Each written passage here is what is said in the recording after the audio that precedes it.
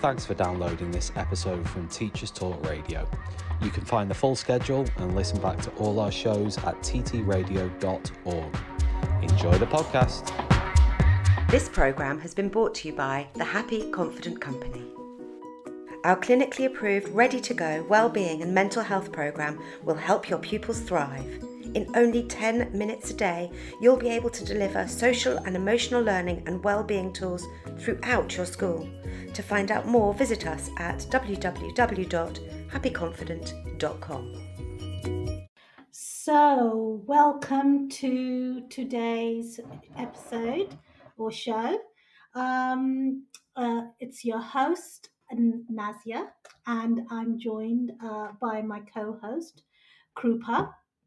And like Krupa said in the intro, we're focusing on stepping up into leadership. And we thought it's actually quite a poignant time to talk about stepping into leadership, because around this time, mainly through the spring term up until this point, there's lots and lots of leadership positions out. A lot of the time, people who are in leadership posts hand in their resignations or move on to new roles. So we thought we'd share our important life lessons we've learnt, leadership lessons we've learnt along the way. Krupa, let's start with you. Before we actually begin, how's your week been? Good afternoon, everyone. My week has been really good. It's been full of networking. We've got a few conferences lined up, which I'm really excited about.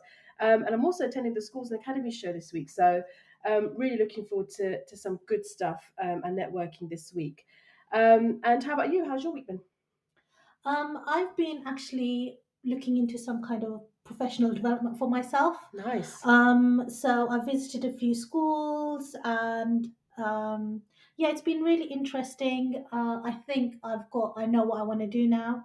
So it's just a matter of me just doing the actions I need to do to get on and go on to the course that I want to do. I think that I've been slightly off track, I think, because of the bank holiday, and I think that's the same goes for anyone over the last couple of weeks. It's just like the missing out and losing that Monday has really I think it's caused some issues around, our workload and time management and stuff, which I've really felt because I felt I've had to squeeze 5 days worth of things into 4 days. But actually that's really odd, because 4-day week is meant to be a lot more productive, isn't it? Absolutely. The perspective as well from the learners, it would be really interesting to think about at some point is, the 4-day weeks and having them so frequently. Yeah. How does that impact their experience at school, but also for yourself as a leader and those that you work with?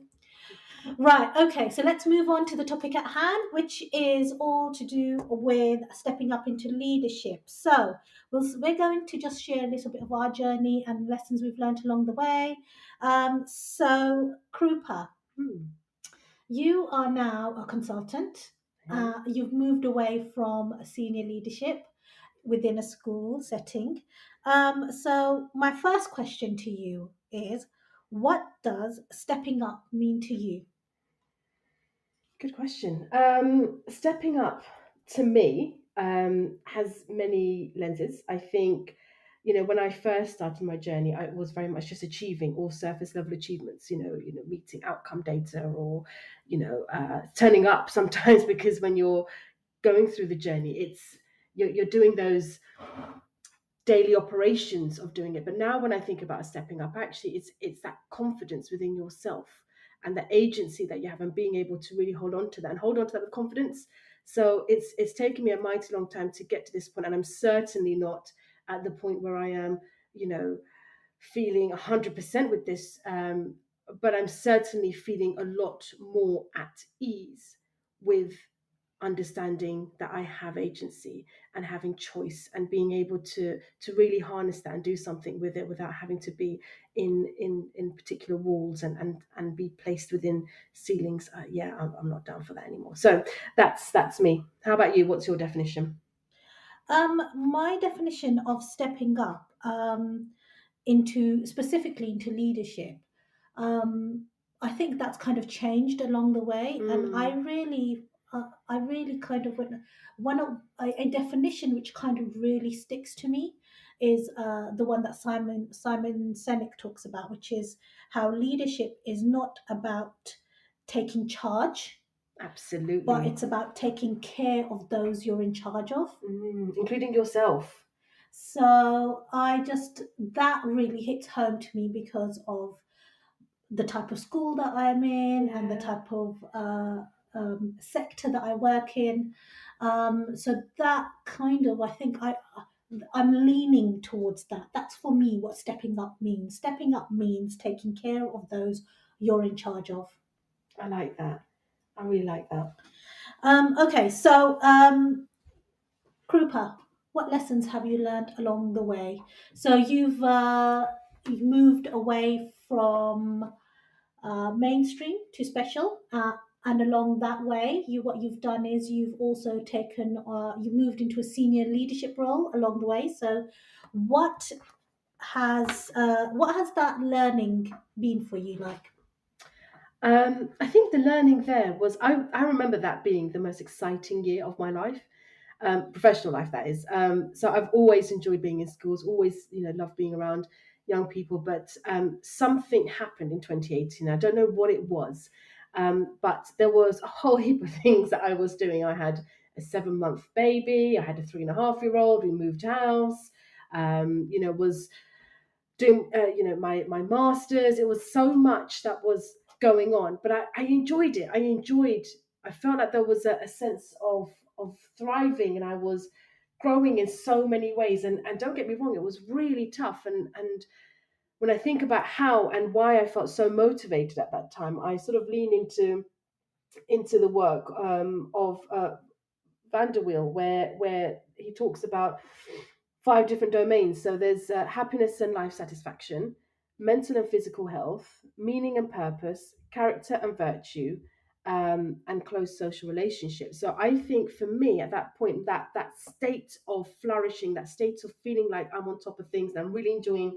this sense of achievement or success, I think I ticked many of those boxes with those attributes. Um, but it does lend me to think, and this may be maybe a question for you to think about for a minute, is how often do we actually encourage activities that foster the concept of flourishing? So we've got flow, we've got flourishing, that it's not being successful. I think we make that really clear. That is not an outcome that you get at the end of it. It's that sense of joy, that sense of flow, that sense of time flies, as they say, when you're in this phase, in this scenario. So how often do we actually encourage those activities, and do you find that space as a leader? Um, I It's really important that actually there's an element of flow in what you do, because that's where the satisfaction comes in, isn't it? So I'm I'm always, and that's kind of like you working at your optimal, Yes. isn't it? So I think it's really important that there's an element of flow and looking at peak performance. What does that mean? What does it look like? Mm. For me, when I look at flow and flourishing, I not too long ago I actually watched this video on peak performance, um and the thing that was highlighted specifically, it was about that idea of consistent improvement, and that from a young age, like you said before, you talk about this end goal, and from a young age, you kind of set your sights on these end goals. Like, I want to be X, Y, Z. I want to achieve X, Y, Z. I Sure. want to be rich. I want to have a business. I want to. So you Mm. focus on these end goals and end points. And sometimes what happens is that along the way, you kind of overlook that personal growth from the journey that you undertake The in steps in itself. between, absolutely. So, I mean, I know because my own kids do this, and the students we work with do this, and we can do that sometimes when we focus on exams and Mm. SATs results and things. We're looking at those end The points. hard endpoints, aren't they? Yeah. Yeah.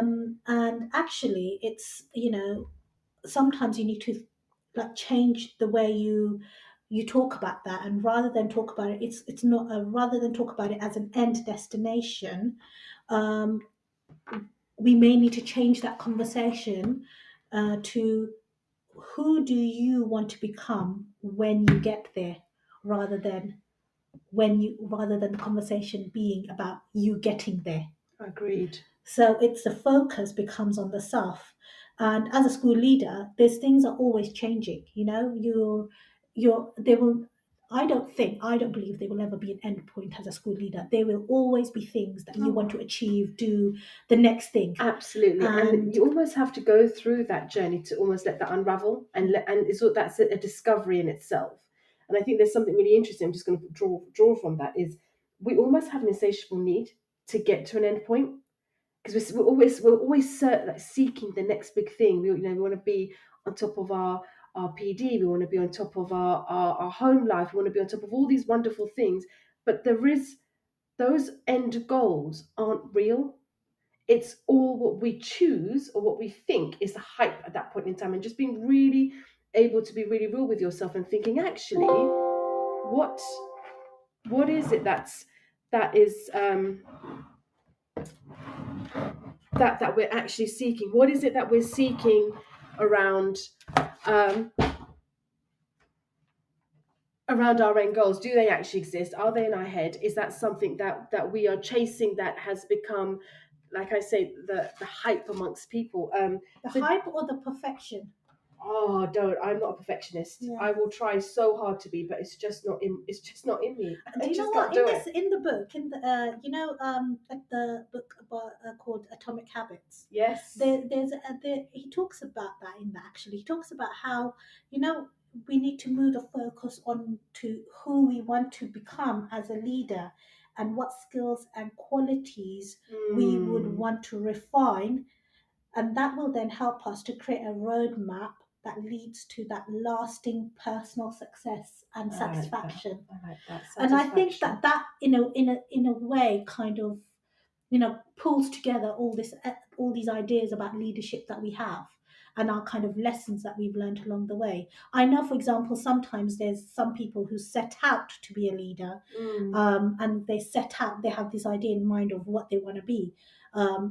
5 years down the line or 10 years down, I know people who are like that. I know, or people who have sort of said, in 5 years' time, I want to be a head teacher, or I want to be in this role or that role. But sometimes what happens is that situations arise and opportunities arise, and you just, or you might just come to the realization, actually, I wouldn't mind being here, or be in this position, or be in this role alongside, when you're in your career path. So it's really important for us to think about, what does that mean? That when you step up into that leadership role, whether you set out for it or whether it just occurred, the situation, the opportunity arose. Yeah. What does that actually mean? And do you really want it?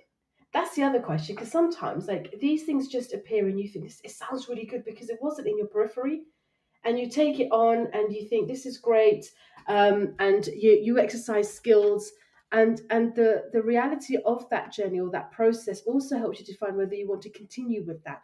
And I think sometimes what happens with leaders is you attach leadership to the title of the position more so than you do of the journey. And the journey could be miserable. You could be tired. You could not want to do this. It's taking far too much of your personal joy of other things that you're doing, but you do it because actually it pays well, because actually the title sits nicely and it places you in this sort of huge bowl of identity. And I think that's where we have to be really careful, because you can get sucked into that thinking that this is joy, but are you really feeling like you're flourishing? Are you are you seated well within that state of well-being and flourishing outside of work, but also within your role? So it's those active ingredients I come back to again. So we've kind of given a little blurb and a brief of what leadership generally, stepping up into leadership, has meant for us. Sure. And I think that it's really important that we kind of delve deeper into some of those really key lessons learned. and pointers that I think our listeners would really be interested in. So if anyone is listening and wants to join in with the conversation, please do. We're going to move on to the news now, and we'll have a chat once we're back. This program has been brought to you by the Happy and Confident Company. Our clinically approved, ready-to-go wellbeing and mental health program will help your pupils thrive. In only 10 minutes a day, you'll be able to deliver social and emotional learning and wellbeing tools throughout your school. To find out more, visit us at www.happyconfident.com. This is Teachers Talk Radio, and this is Teachers Talk Radio News.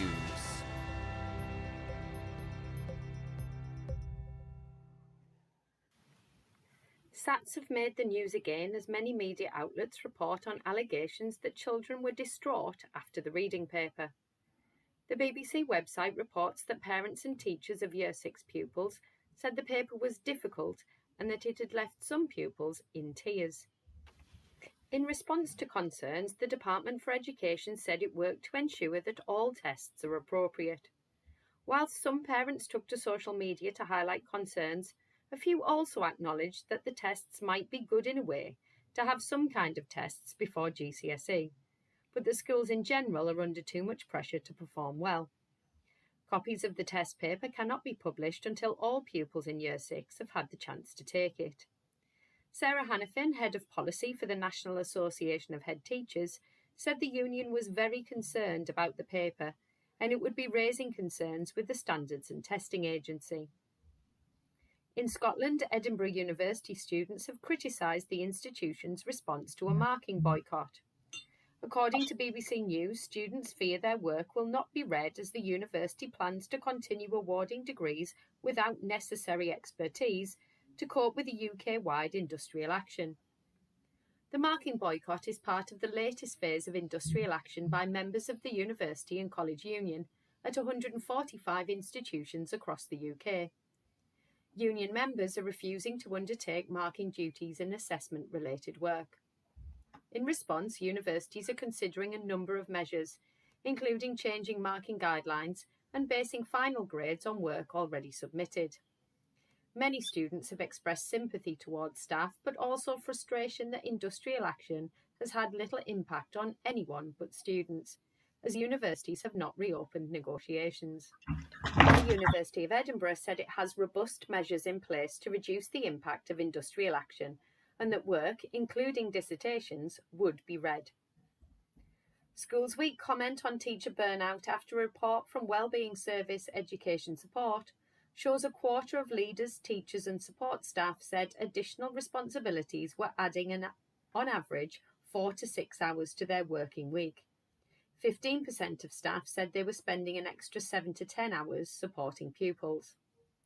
The collapse in support services feeding into schools, including creaking mental health support and overwhelmed SEND services, has left schools and their staff struggling to cope. Jeff Barton, General Secretary of School Leaders Union ASCL, said schools had become the de facto and unofficial branch of social and healthcare services, but that a lack of training, resources or capacity was putting staff under considerable workload stress. The most common additional responsibilities included offering pupils and colleagues emotional support and dealing with difficult pupil behaviour. More than 1/4 of staff surveyed said they had prepared food for pupils who didn't have any, and 41% said they had purchased supplies such as pens, paper and school bags. In the same YouGov survey, 2/3 of school staff said public bodies such as CAMS and social services had been unable to offer pupils support. Further details of the findings can be found on the Schools Week website. The Guardian reported on a proposal to recruit school leavers into healthcare service apprenticeships, which would allow tens of thousands of doctors and nurses to train on the job. The NHS workforce plan could see up to 1 in 10 doctors and 1/3 of student nurses trained through this vocational path in coming years. The alternative route would circumvent the standard undergraduate or graduate route. The plans have been met with criticism by unions, but Amanda Pritchard, Chief Executive of NHS England, has been speaking to pupils at a North East Comprehensive School, where she encouraged pupils to earn while they learn, and highlighted the 350 different roles available within the NHS.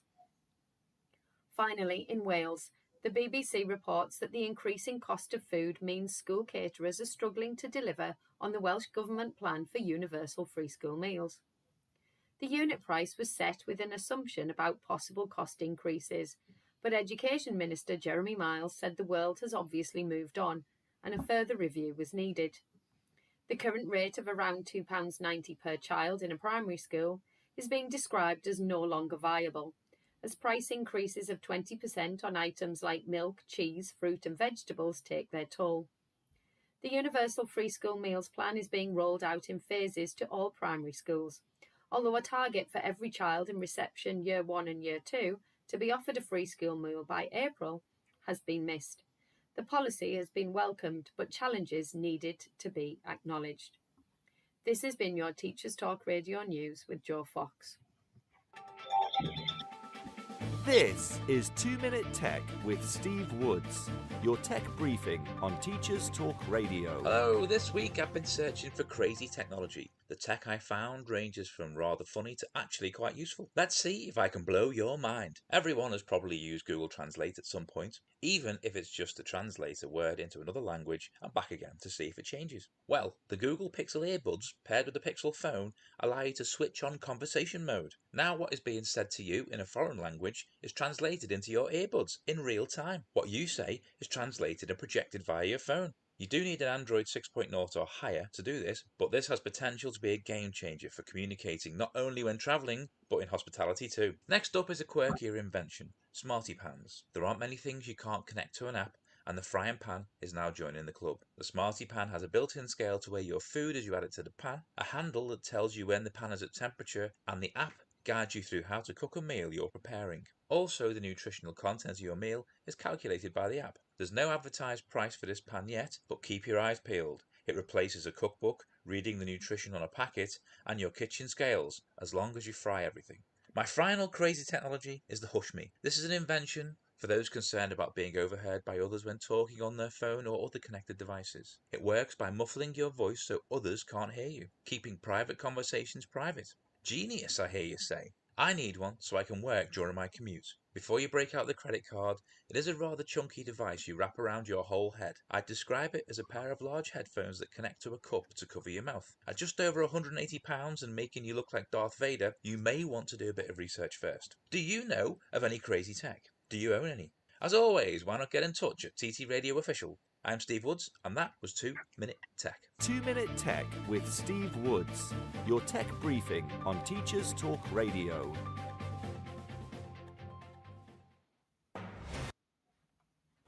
So, welcome back to our show, the Sunday Lunch Show with Nazya and Krupa.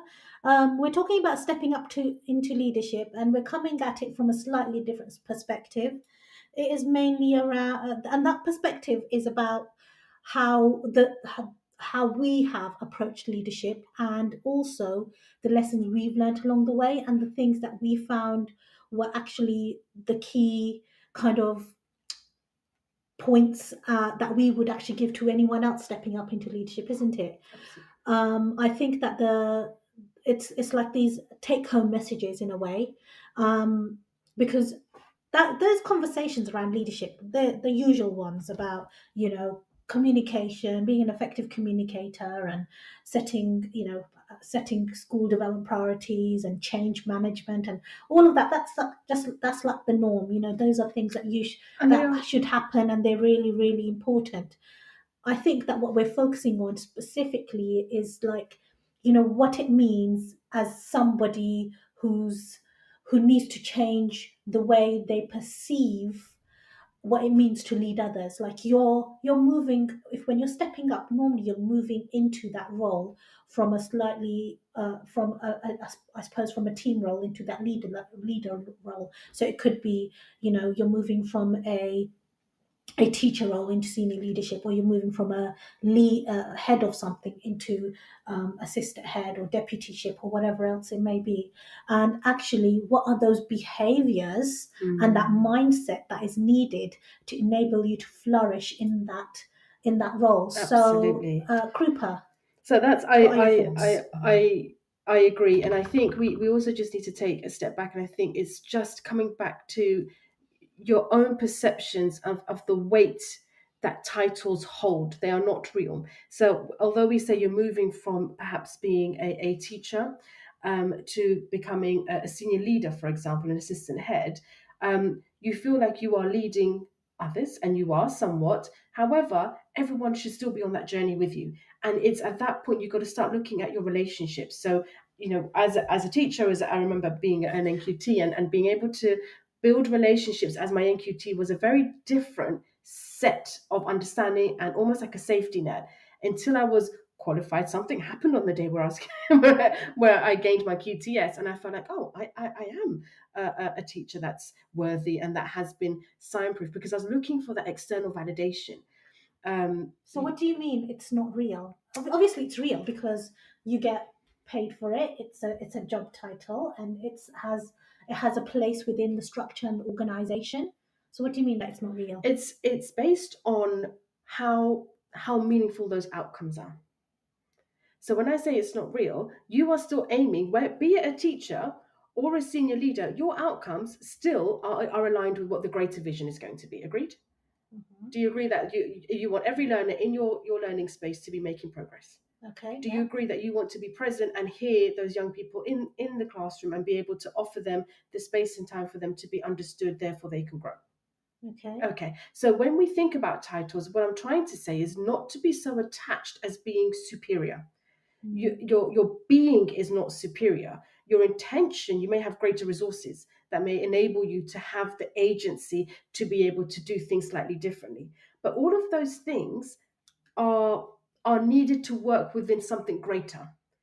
And leadership, I felt when I moved from sort of assistant headship into headship, and this was given during COVID, it's a very lonely place. It's a really lonely place because you think there are certain things that you can't share or say, or you have to sort of keep everything together, that sometimes it doesn't appear authentic. And I think actually it comes back down to rapport, trust, and relationships. You have your team with you. You lead collectively. When you lead collectively, you actually start having these grassroots ideas that can start blossoming in other ways without it having to always be coming from the top. We can flatten that hierarchy and still have great impact. So you're right when you say, there are posts where you are being paid for, and that remuneration is around that there. But what are those behaviors which you talked about that help you, or help that cohort of leaders? Because I think everybody in that building are leaders, including the young people. That's what we should be aiming for. How do we make that distinction? How would you make that distinction for you when you're in your school? So, I mean, the thing is that, yeah, there's elements of leadership across the school generally, but I suppose what I'm trying to say is that there's, the role exists. It is there. You are the leader. You are responsible. In essence, you are accountable. The buck stops with you. Right. So accountability is a different question now. Go on. Keep going. Yeah. So that role does exist. That position does exist. So the accountability exists. Yeah. So from that perspective, I just wanted to just understand what you meant, that this is not, it's not real. Like what do you mean? Like it's not real. I think where it's almost like a mask. People leave the house, top of the day, I'm going in as head teacher. You put your lanyard around your neck and you think, right, okay, I've got to make sure all my ducks in a row, every young person is learning, every, cover sorted, all those things. And they are really important things. However, you have got a whole stream of competent leaders, whatever their titles are, that are on your side. What are you doing as a leader to encourage that flourishing mindset, to encourage that beyond you? When a system is working well when you leave, and they are able to continue growing, not to continue staying where they are, to continue to grow. And I think actually titles are important somewhat. I mean, I've got thoughts about that, but I think if we come back to purpose and we come back to why schools exist, what is happening and what's going on for each body in that building at that point in time, we'll always come back to my core purpose, which is doing the right thing, even though it's not about doing that process right. It's about always doing the right thing, even if it creates a bit more work or it creates a bit more uncertainty for a small period of time. Actually, the long-term goal is to actually do the right thing by the people that you work with. So in essence, what you're saying is that there's it's not that it's not real, because it is real. It exists. It's there. It's the fact that actually it's not the real thing that we should be focusing on. No. And the reason why I come from this angle is now that I'm moving away from such titles and thinking about what skills do I have, the security in myself and the confidence of what I can bring as a consultant is very different to when I would, like I say, put a lanyard around my neck that says that this is my job title, for example. I can still do all those things. I can be quite interconnected in those skill sets and be able to present that and support others with that. But that isn't a definition of who I am. My professional identity isn't who I am. And it's a big chunk of our lives, but it's taking that step back, and it's a really a tricky journey to go on, because you're really stripping back a lot of things, but being able to sit with yourself and just think, actually, what do I offer? What can I do? What can I bring that's going to make an experience better for those that you work with? Okay, so what was it like for you to step up into headship then? So I remember the first decision I had to make was we'd gone back into lockdown. It was January, and one of the decisions was I was presented with a Section 44. I don't know if you remember that, where the unions were saying, "Oh, we've got to keep staff safe. They shouldn't be on site."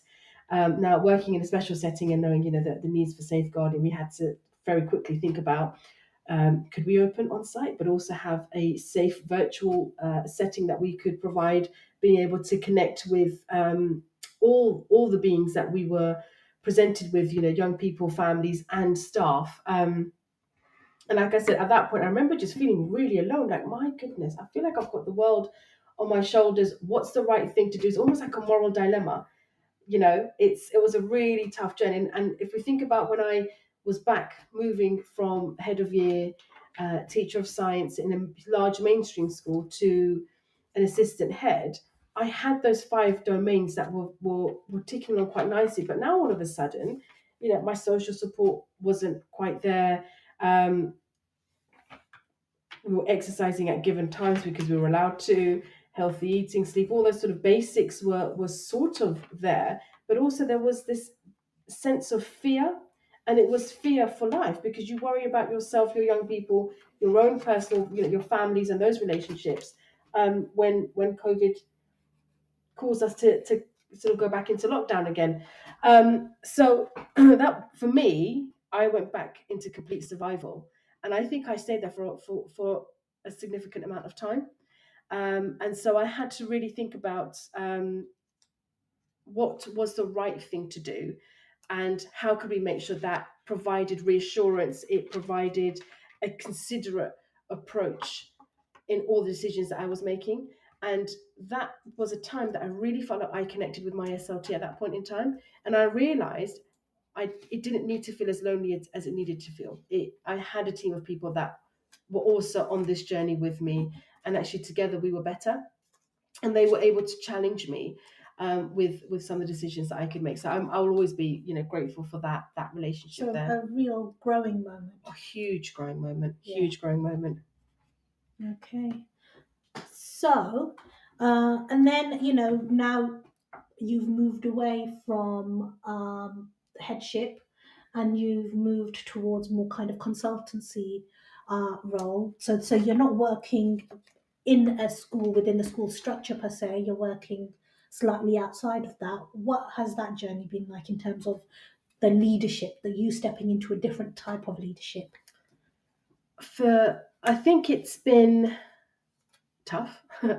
I'd be lying if I say it's been easy. It's been tough. It's, if you think about the stages of grief that Ross talks about, and you move from denial and feeling quite confused, to many a time feeling quite anxious. What am I doing? Should I be doing this? Am I quite ready? How do I go about approaching this? Designing business plans, all these sort of things that I've not really thought through before, but now having to do myself, to feeling quite overwhelmed. And what I have found just in those three stages, before I even get to where we're going to talk about networking and so on and so forth, that sort of, it's a pendulum. You don't stay in one place, you move back and forth, and that could happen from day to day, from moment to moment. So I'm on another huge steep learning curve. I feel like now that I'm saying this out loud and we're walking through my journey, I think I bring this upon myself. Where it's like, okay, what next? What do I need to do? And actually, I need to appreciate there is a confidence in that. I need to appreciate that I know deep down I will have to find a way, and you do. There is no ifs or buts about it. You have to find a way. And so, presenting my experiences, we know that life is subjective. We know that it varies from human to human. We know it varies from position to position. But just being okay with going solo, feeling brave enough to have or to build a new identity professionally. So I'm very much at the early stages of that. Like I said, some days are better than others. But it's allowing myself to ride that journey. And I'll get to acceptance, no doubt. It's just over a period of time. So it's all very fresh.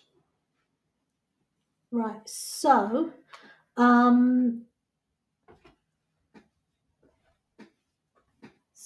when you talk about moving at that acceptance point, is there anything that you're kind of thinking, right? These are the leadership elements, or that I need to lean into. This is what I need to step into. What am I? Because you've been through your stages, and you've kind of accepted the fact that, right, you don't work in a school anymore. You're trying to, not mastered, but you've kind of gotten over that element of grief that is linked to working within a structure where you feel like part of that community. Sure. But actually you're not doing that anymore. You're doing something slightly different. So what elements of leadership do you think you're leaning into now? How are you stepping up now? So I think for me, I'm stepping up in terms of networking, being able to brand myself, being able to network outside of that. So where I was part of a place that had a sense of belonging, you've got your structures, you have your classrooms, you have your set building, sort of things. I now have this place in Flex. This place in Flex comes with me. So where I go is where I go with my own brand, with my own thinking, with my own authentic self, and not having to be having that wider scope for belonging, if that makes sense. I'm having to seek that within myself, but also build a really strong network around me. And that's been really interesting, but also that it comes back to the key concepts of agency. So I am on that journey of sort of understanding for me what the right conditions are for agency. And once you recognize that, you then have to acknowledge your own and appreciate your own sense of agency. Because if you don't do that, then how do you enact it? That psychological step up needs to happen. Actually, I am worthy. I do have the skill set. And if I don't, I'm loving this conversation because I'm growing. My ego will allow me to do that. And so when I do feel that, this is a bit out of my depth, it's not a negative. It really isn't. It has to be a place of growth. And how do I connect those dots to be taking up next steps and growing that? And I like that there is no sense of major structure. There is no major timetables that I need to follow. So for me, that brings a great sense of wonder. Yeah. The other element that I wanted to draw into this conversation is, while we talked, I'm, as you can hear, thinking about human flourishing and what that looks like and the attributes that make that successful. is also thinking about how I'm beginning to understand things on a major zoomed out level. So I'm looking at policies and I think, well, actually, there is a whole lot of work that we need to be bringing in around policies and education to actually really understand power and understand agency. And I think once we've understood that and we actually have tangibles there, it will actually make education and the learning experience transformational. And I think you've started that with your post at this point in time. You know, the learners that you have where you are have the agency to have the space to describe what's going on for them. They have a language that enables them to choose what they are going to say and do next. That's really powerful. But these are happening in pockets. It's not happening nationally. So I think that there is a bigger scope, there's a bigger lens here that we need to take a step back. And I think only now being in this position where I'm not institutionalized, how I say it, I'm looking on a wider scale. I think actually there is big work that can happen. You know, we've got the power of AI now that is coming in, that digital step of all of that. So how are we going to manage that? And these are some of the conversations I'm looking to have with other people around this in terms of policies and how we can build that sense of agency and community spaces and thinking about grassroots sort of social impact and what education could sound like and feel like. Right, that's enough about me. How about you, Nazya? So I've kind of like I feel like the way you've responded to this idea of stepping up into leadership has been quite like humanistic, if you know what I mean? Like you're coming at it from a very human angle, you know, about, you know, bringing the best out of people in terms of, you know, the focus should be on the element of flourishing in whichever role, position, whatever you're doing. You want to flourish and you want to find flow in it. And I feel like that is just like a, you know, it's just such a great perspective. For me, I'm a little bit more like blue, you know, when it comes to leadership. And I do have this element of conformity in terms of, you know, I look to sources. Gotcha. You know, when I'm looking at stepping up into leadership. So, and what I do look at is I observe and I learn from people, and I absolutely love doing that. I love doing.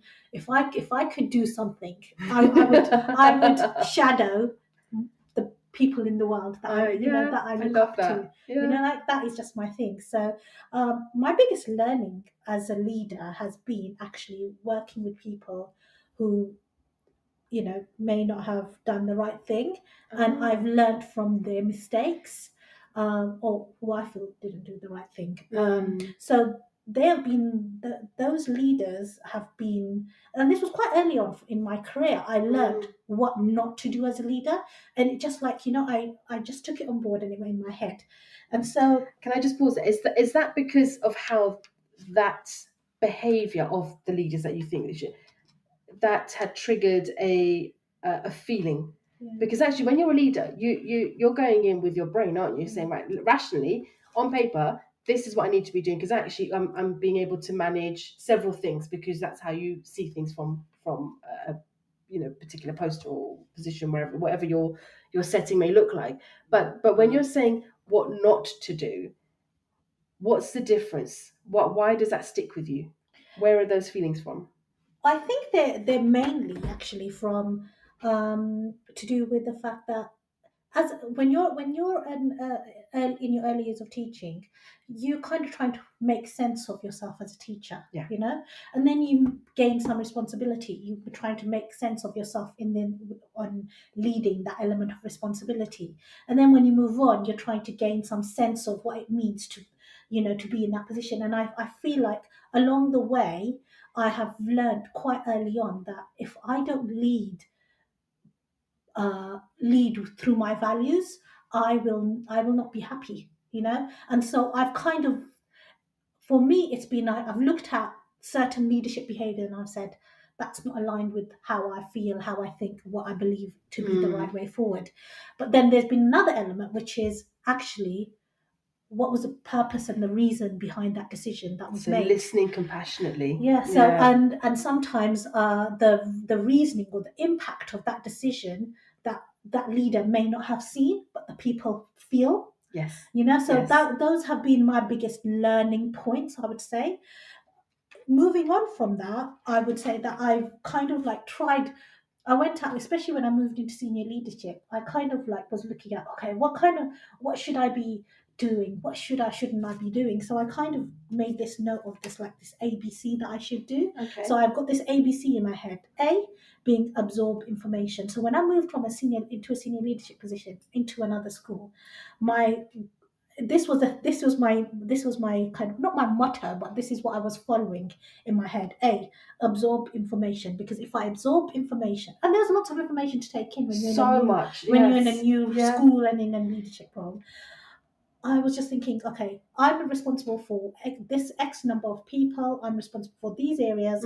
I need to absorb as much information as possible, gain an understanding of that context in order for me to make the best decisions moving forward. One.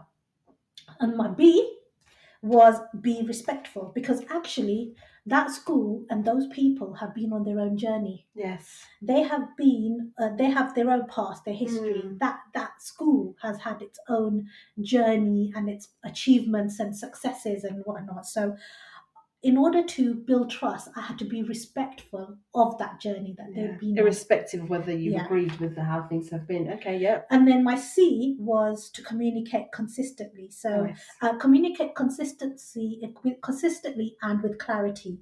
And where that came from was the fact that whenever there's someone new in that position, and what happened with me, I know specifically, was that there had been lots of internal candidates as well. Oh. So I was like, okay, there's someone new coming in. There's people who had gone for that position. They didn't get it. So there's big question mark hanging over my head. Sure. And there's probably anxieties, of course, as well linked to that. So there's, how do I remove those anxieties? How do I remove those question marks on my head? Is to communicate consistently and with clarity. So I kind of followed my ABC, and that was just how I moved forward in my role. Like, that's how I started off in my role. But actually, as I was growing into my headship role, there's other lessons that I learned along the way. And then one of them was about, and especially because I set up the school, so I had a very small team to begin with, and I had to change my perspective. Regardless of how many people I'm leading, even if it's one person I'm leading, I need to make sure that my leadership drives the team's successes and drives the success for the team as a whole, not just for me as a leader. Yeah, because it's not about me proving myself as a leader. It's about me, achieving what we're set out to do. Sure. In the setting up of the school. So I had to really step into that, and I had to put a lot of planning into place in terms of, when I was recruiting, building an inclusive team, when I was working with my team, through the one-to-ones and through our group meetings, is trying to help them find their potential and foster that potential in them.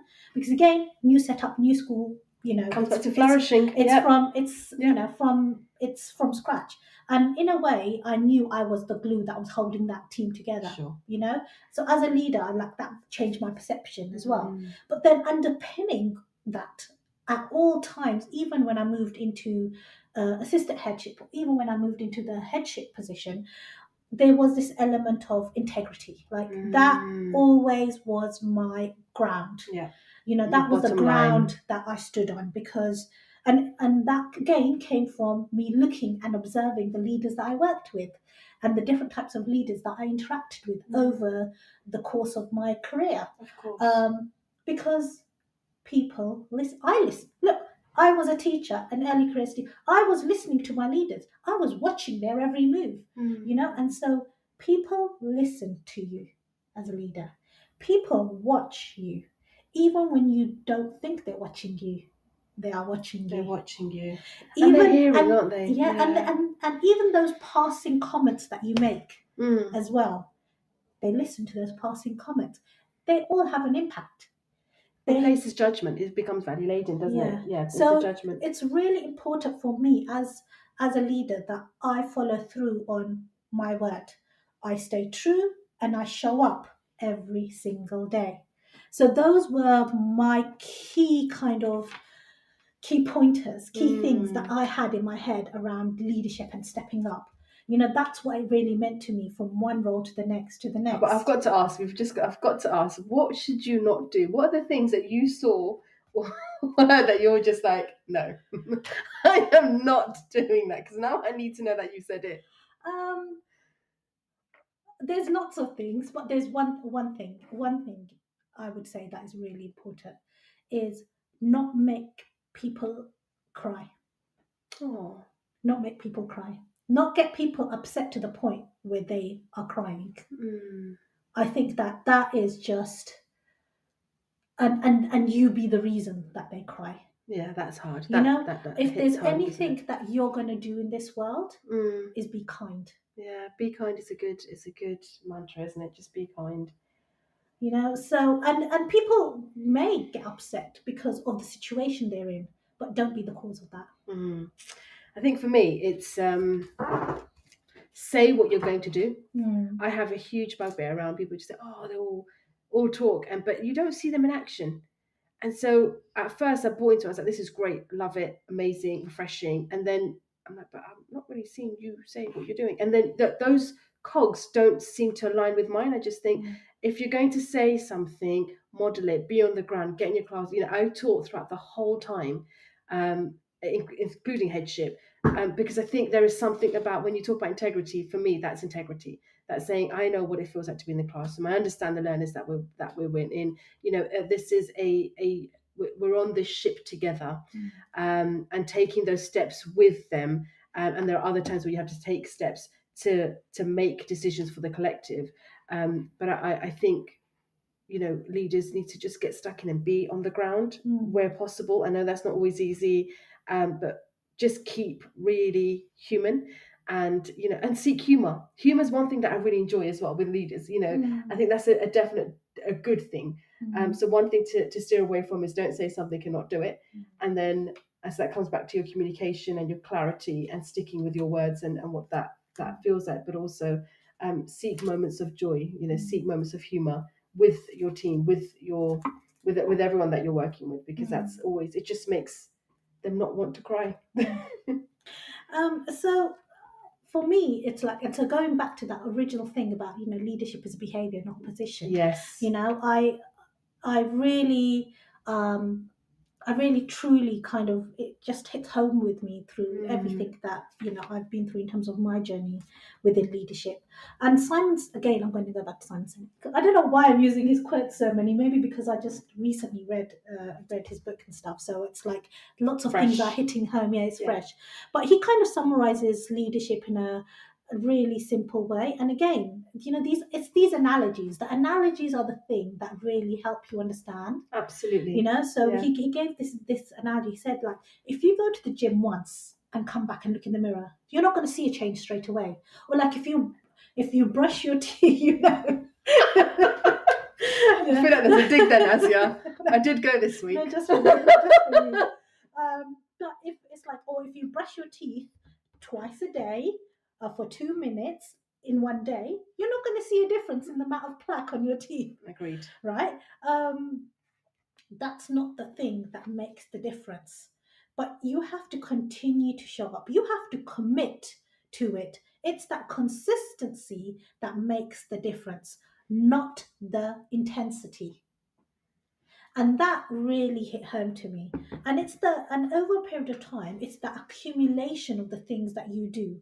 It's not a single moment in time that makes the leader. It is the accumulation of lots and lots of things that you do over a period of time as a leader when you're leading people. So, and when you're doing those actions that enable trust, for example, asking someone how they're doing and actually caring about the answer that they give. And then, again, not just asking them once in a whole term, but, regularly check in with your team, with your people. And it's that consistency that will enable you to build that trust and make you the leader you want to be, but also make you have the impact you want to have as a leader. I think it takes away that concept of transactional. So there are many leaders that would just come in, say the paper's come out, and that's fine. That's their style. And but actually, it what's interesting is with that you definitely see a data around retention and the lack of it, whereas the leaders that we're trying to express in terms of flourishing, in terms of clarity, in terms of being present and a sincere care. And there's a fine line between that, because actually you still need to have a balance in what that looks like, because you still need to make sure you're meeting need for the collective, as I say. But it's important that you are addressing those and being really poignant and being really intentional around those conversations. So keeping, when we say open door policy, it's not literally keeping your door open, but actually for a person to feel like they can walk in and say, do you know what, I'm having a really tough moment. Can I just have a moment? Can I have a moment of your time? And that speaks volumes, I think. Yeah, brilliant. Thank you. Now we are almost coming to the end of our first segment around the lessons learned, and I will go to the news in a minute. But what I want to do is I want us to kind of like pull all of that kind of information together into like a summary format of what we think are those key lessons. So let's literally just list them out, I think, once we come back from the news. So speak to you in a bit. This program has been brought to you by the Happy Confident Company. Our clinically approved, ready-to-go wellbeing and mental health program will help your pupils thrive. In only 10 minutes a day, you'll be able to deliver social and emotional learning and wellbeing tools throughout your school. To find out more, visit us at www.happyconfident.com. This is Teachers Talk Radio, and this is Teachers Talk Radio News.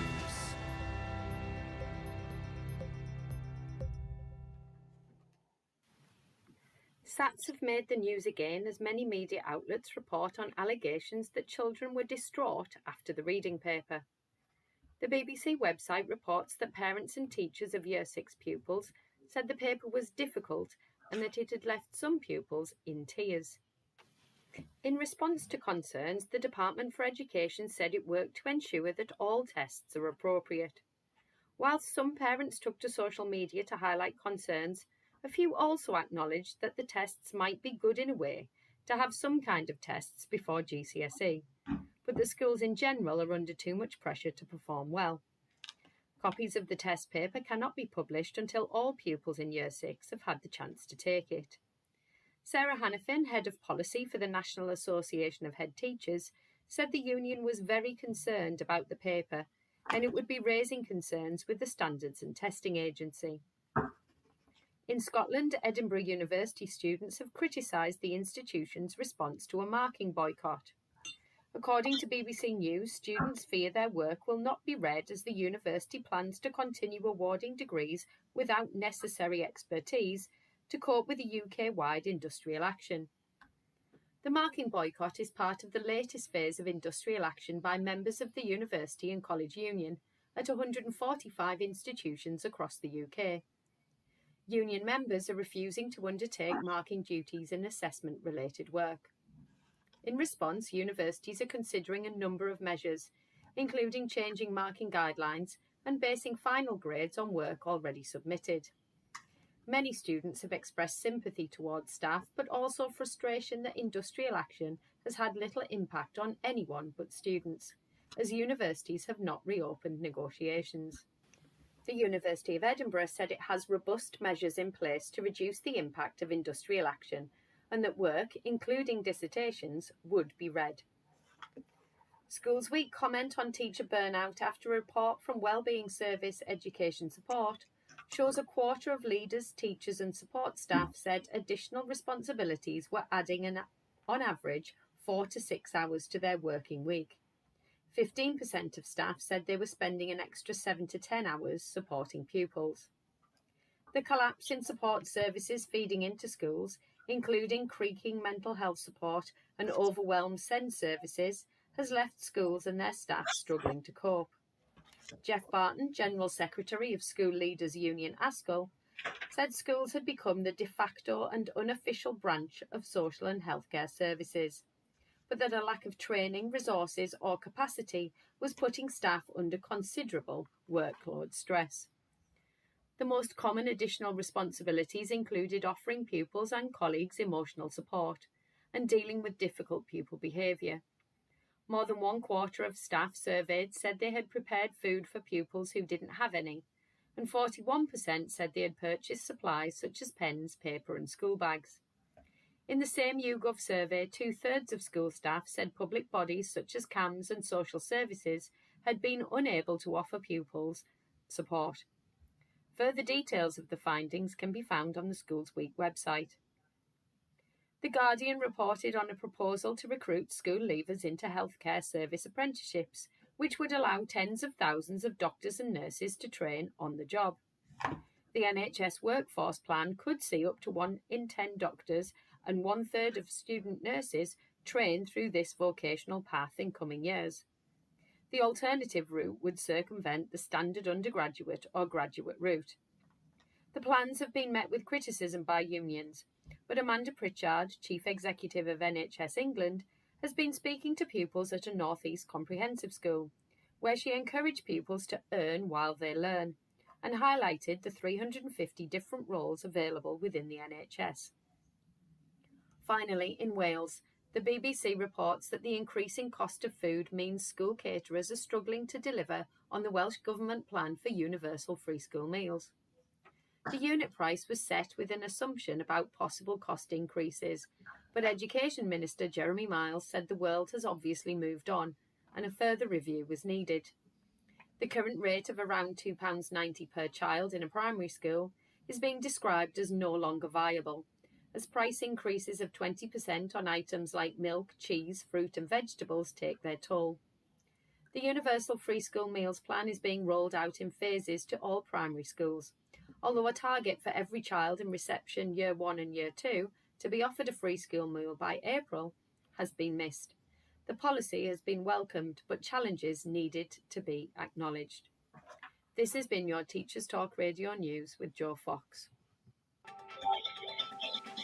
This is 2 Minute Tech with Steve Woods, your tech briefing on Teachers Talk Radio. Hello, this week I've been searching for crazy technology. The tech I found ranges from rather funny to actually quite useful. Let's see if I can blow your mind. Everyone has probably used Google Translate at some point, even if it's just to translate a word into another language and back again to see if it changes. Well, the Google Pixel earbuds paired with the Pixel phone allow you to switch on conversation mode. Now what is being said to you in a foreign language is translated into your earbuds in real time. What you say is translated and projected via your phone. You do need an Android 6.0 or higher to do this, but this has potential to be a game changer for communicating not only when travelling, but in hospitality too. Next up is a quirkier invention, Smarty Pans. There aren't many things you can't connect to an app, and the frying pan is now joining the club. The Smarty Pan has a built-in scale to weigh your food as you add it to the pan, a handle that tells you when the pan is at temperature, and the app guides you through how to cook a meal you're preparing. Also, the nutritional content of your meal is calculated by the app. There's no advertised price for this pan yet, but keep your eyes peeled. It replaces a cookbook, reading the nutrition on a packet, and your kitchen scales, as long as you fry everything. My final crazy technology is the Hush Me. This is an invention for those concerned about being overheard by others when talking on their phone or other connected devices. It works by muffling your voice so others can't hear you, keeping private conversations private. Genius, I hear you say. I need one so I can work during my commute. Before you break out the credit card, it is a rather chunky device you wrap around your whole head. I'd describe it as a pair of large headphones that connect to a cup to cover your mouth. At just over £180 and making you look like Darth Vader, you may want to do a bit of research first. Do you know of any crazy tech? Do you own any? As always, why not get in touch at TT Radio Official? I'm Steve Woods, and that was 2 Minute Tech. 2 Minute Tech with Steve Woods, your tech briefing on Teachers Talk Radio.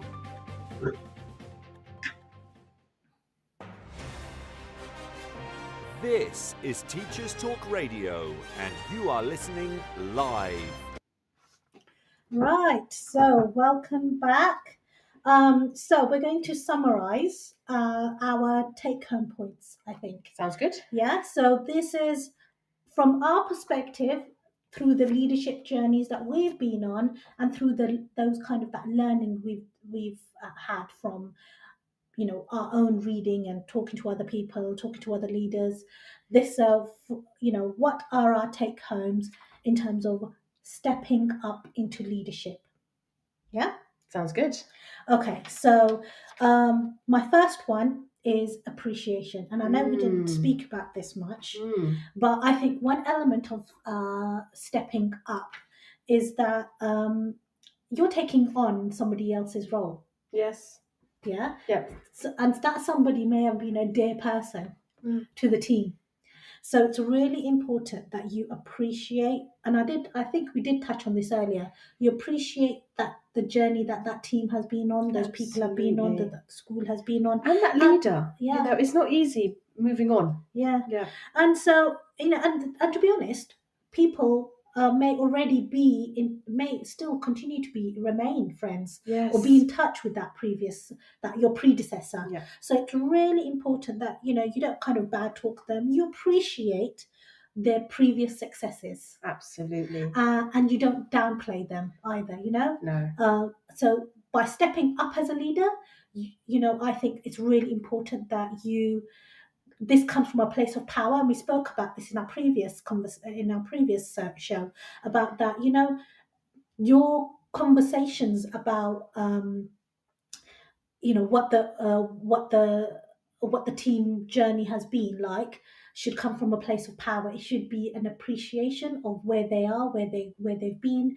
where they've come from, and how you're going to move forward and take them further and make that impact deeper, or, you know, lead the team so that, you know, you achieve the vision that you set out to do. You know, this brings me back to Ruth Perry and thinking about what was going on for her, you know, and actually the appreciation that, you know, that her school will be having for her. The circumstances are just tragic, but actually, if you think about many leaders that are moving on, it's taking a step back and thinking we all want the best. We all want to, and we may do things differently, and that respect around the diversity of leadership and being inclusive in our thinking. And we don't need to agree with everything, but there needs to be appreciation for even the things that have gone wrong, because it gives you work to do. It moves you forward, and it may not feel like that at that point in time, but it just helps you to think, right, I need to, it's now you've passed the baton on.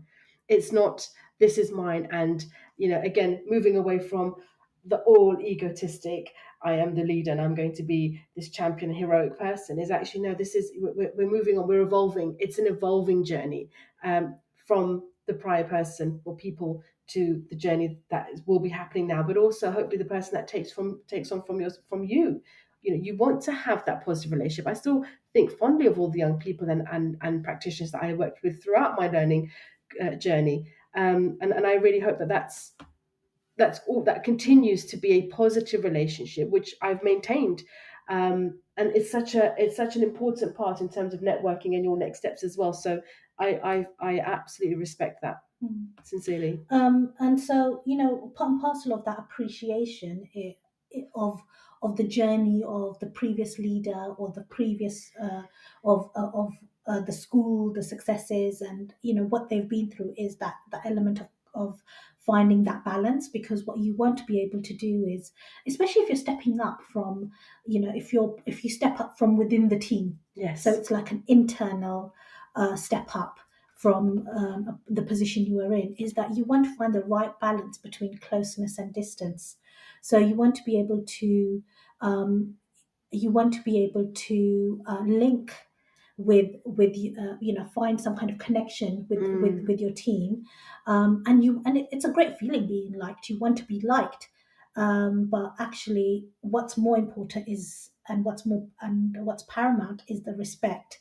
And you want to be able to move forward as someone who's trustworthy, who's fair, who's honest in everything you do, rather than be known for what you may have done. Sure. So you want to create some kind of balance as you move forward as a leader, and I think that's it's really important. You know, we can all kind of point fingers and say this person should have done better, or this should have happened, or that should have happened, and people may even point fingers at you. Of course. And it's about us learning from that, and just, like, you know, being mature and yeah. I say be an adult, and then you see adults that are not very adult-like. Yeah. But you're right, and I think modelling that and being able to I think is that stepping into being a better being. And finally, my third point was around, the communication, the behaviors, the leadership behaviors. And one core leadership behavior is employing a range of communication tools with your team and make communication purposeful. We are in a highly stressful industry, so enhancing different ways of communicating is really vital to reducing all those additional stresses. And again, there's been really difficult times that we've been through, that the sector's going through, that people are going through within education. So it's really important that we, as much as possible, appreciate that communication is key for us moving forward. And there's lots of different ways that you can do that. You could have appreciation boards and standing huddles and things like that. And it's fine. You create the kind of communication streams and techniques and tools within your school that work for you. So I think that that's really important as a leader, that those are the things that are focused on. Krupa. Right. So for me, I think to summarize my take on our discussion today would be, the first thing is to seek agency, know that you have it. I think we often think that we're so bound by job descriptions or operations or whatever, the day-to-day may feel like, and you almost sort of take that on quite seamlessly, but also that being able to check in and say, hang on, wait, where's my choice in this? Is there better ways of doing things? And being able to vocalize that. So an awareness of your teams, of your choices, and being able to have that consistent, meaningful evaluation point, and being able to do that will actually harness some real quality agency that could unleash your power, I believe. And from that, you then create flows. That's my number 2. So create seasons and of flow. And so there are times where you are sprinting and you're having to get lots done, and that's absolutely fine. But there's also many more seasons where you can actually be thinking about what's the long term, how are we going to go about doing that, and gaining that buy-in and hearing those perspectives. So creating environments where people can think, where people can be creative with you, is really, really transformational in terms of leadership. So creating flow. So by setting scenes, by setting the environment that is conducive to that is really exciting. And the third thing is enable flourishing relationships. So the first one I said was to seek agency. Whilst you're doing that, you will be able to create environments where flow can be at its best, I hope, and then flourishing can happen. The sense of flourish and how that can really be felt in your setting is really special, and that means being sincere in your relationship. So that ties in really well with your 3 points that you've just discussed. So can I now bring us to what I wish I knew earlier? Well, actually, before we do that, it's how would you lean into or harness your next step? So that is, what is the thing that you feel you need to lean into moving forward? Do you know, I think not comparing journeys. Just not like everyone has something to give, and everyone wants to share something good. So I think it's taking on the view that no one is better than. We're on a journey, we're all evolving, and it's okay if we do at different rates, at different paces, in different designs. But it's the appreciation of authenticity, which I think has been my I think where I found most confidence. I'm so okay with my journey that I can now see the beauty in everyone else. And I think there's a lot there. And respecting other people's journeys, whatever that entails. Absolutely. And however it's ended up or however it started, just respecting that journey that others are going on. Absolutely. Yeah. So I think for me, it's not to compare journeys, but to embrace them and to find something within that to take away and think, I really like that. That's made me think. And you thank them for it and be explicit in that. It doesn't need to be implicit either. Let's get better at being explicitly appreciative of what we're engaging with. How about you? For me, the thing that I need to that I've always thought it's really important for all leaders to lean into, and me included in this, is pressure. Yes, Pressure comes with the role of leadership. it does. And at different points, pressure will be more intense than other times. So, like in a lot of primary schools, there's been SATs happening, and that has been a real pressure point. I know, for example, some teachers who have been working 60 hours. Really? To get the things done, the quality assurance and things in order. So there will always be these intense moments. So whether it's exam time, whether inspection time, whether it's at that point when you're reviewing targets and those end of year school development priorities, challenging when there's challenging moments within your staffing team, it may be recruitment issues or things like that. So it's important that we learn to deal with it effectively, whether it be, and there's lots of ways that people are doing that now, whether it be through coaching, whether it be, I know that, for example, what I like to do is I like to landscape my diary and my time. Yes, landscaping is really effective, absolutely. And, you may want to even, look at the longer term elements of that pressure. How are you going to break down that pressure, working towards building an effective team that will help in the long run break up that pressure, and cultivating a positive school culture that will make dealing with pressure easier. And so, be comfortable. So I'd say my lean into for stepping up into leadership is be comfortable with dealing with pressure. And find ways to deal with it efficiently. Yeah. Okay. So I wish I knew earlier. What did you wish you knew earlier, Krupa? In terms of stepping up to leadership, I think just stepping up generally. I wish I knew that your journey is not going to be like any other journey. No, and that actually it's okay for it not to be a straight line. The squiggly line career and all that, you hear about. And I think, again, it's just, I wish I knew. Sorry, I didn't mean to put words in your mouth there, but it's just because I know what journey you've been on. That's why I kind of like. And it's just that it's embracing that. And I think I wish I knew earlier that instead of being fearful of change and being fearful of it, not going in a specific trajectory, that it's okay for that. It's okay for it to be what it is, and to view it with softer eyes, with being tender with the words that we use, and being still. So I wish I knew that I could be this person, that I could exercise these skills to be a better human, I hope, to be a better listener, and to be a better person within the world of education, and to support all those that engage with me. So yeah, I think that's it. How about you?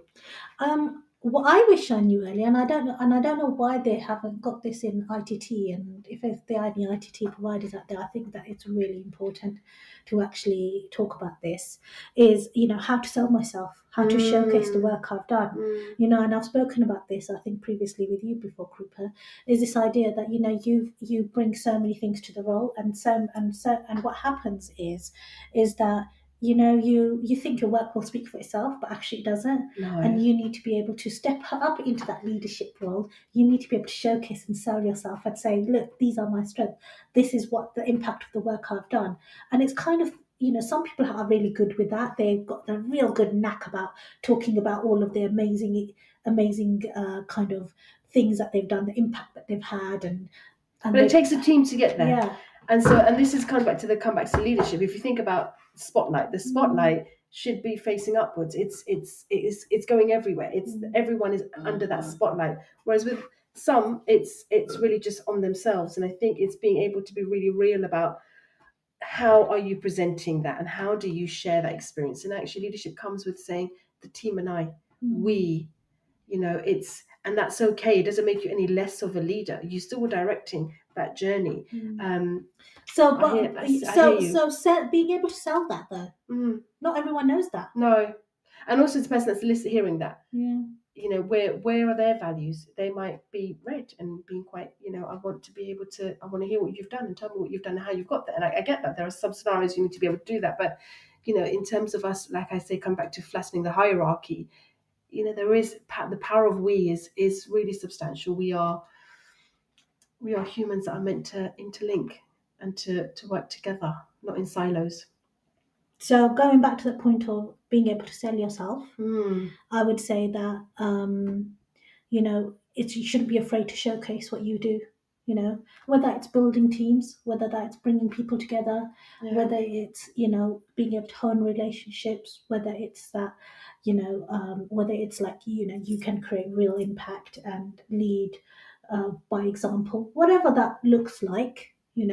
It's you need to be able to have those skills to sell yourself and showcase yourself, and I don't think that happens enough early on in the career. I think it's just like you kind of learn and you it just either you're good at it or either it takes you a long time to learn it, by watching other people and things like that. I think maybe earlier on it needs to happen. Yeah, because good shout.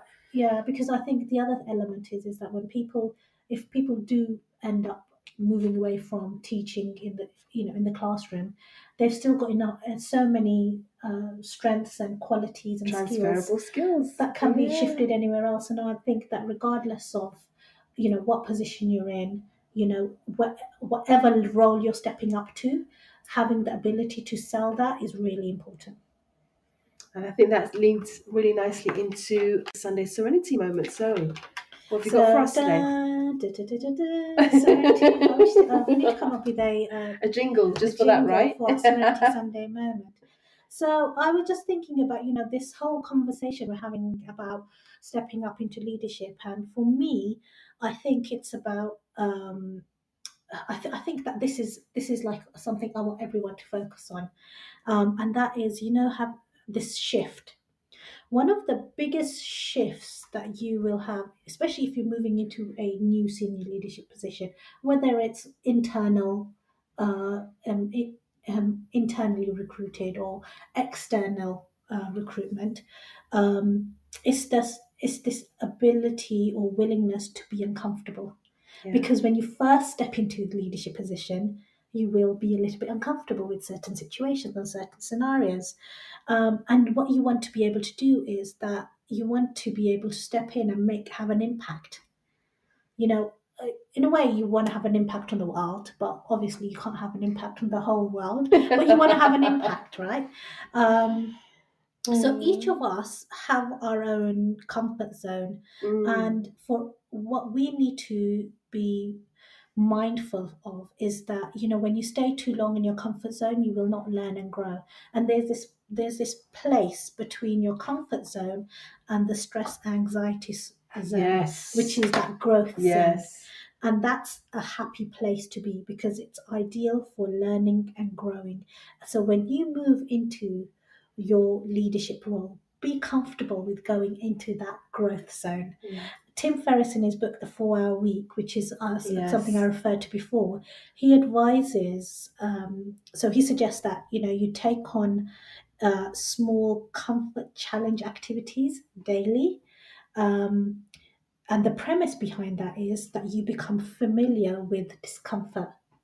So when you do take that bigger step, when you take that stride into leadership, you're okay with being uncomfortable. I like that. Brilliant. Thank you very much. So that's the end of our show, folks.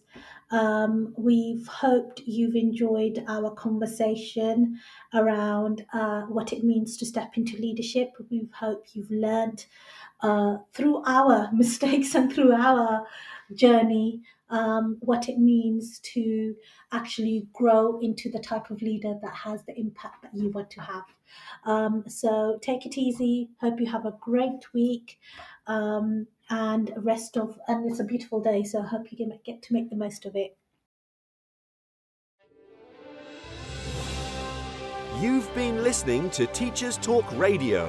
Tune in live and listen back at ttradio.org. We look forward to hearing from you next time on Teachers Talk Radio.